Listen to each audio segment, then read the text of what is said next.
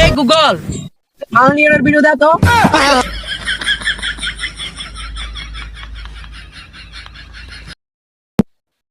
কিরে বেটা তুই সামনে বিড়ি দেখো না বড় একটা হালকা করে মজা নিতেছে আর কি।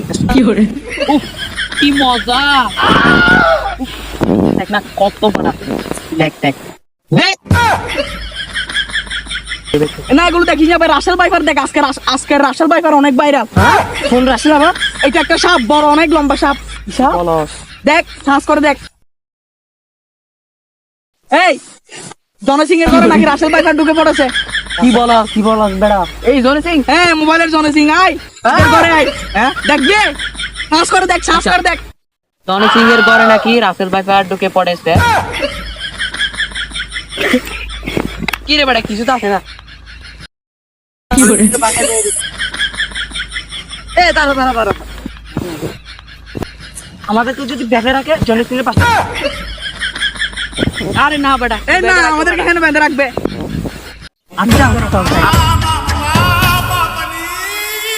আজকে জনি সিং এর গায়ে দেবো। কি কস না ইয়ার গায়ে দেবো সাপের গায়ে দেবো রাসেল ভাইপারের গায়ে দেবো।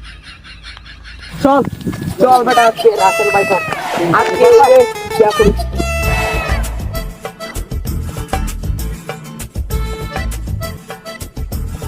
চাচা জনি সিং এর বাসা কোনটা?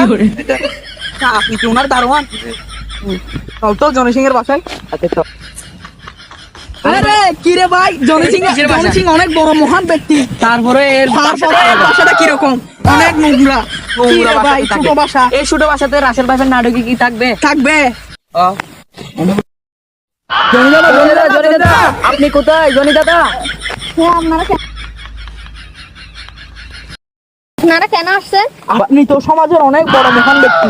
তারপরে নাকি আপনার বাসায় সাপ ঢুকেছে। হ্যাঁ ভাই আপনি যদি মারা যান আপনি যদি মারা যান আমাদের যুব সমাজ ধ্বংস হয়ে যাবে।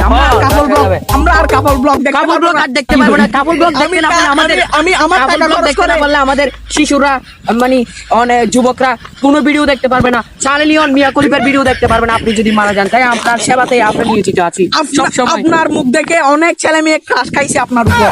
তার জন্য আমি 2 কোটি টাকা খরচ করে এই গারলিকে নিয়ে আসলাম আপনার পাশে সাপ বের করার জন্য। উনি এখন আপনাদের মাঝে সাপ ঠিক আছে এই যে আমার বাসায় এখানে সাপ পড়ে আছে।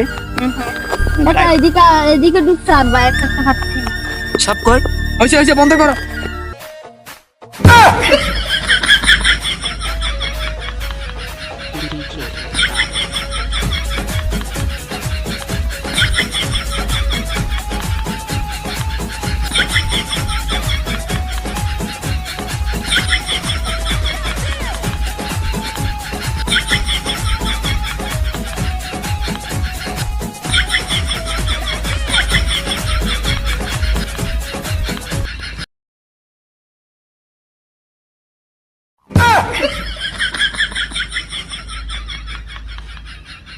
বার করে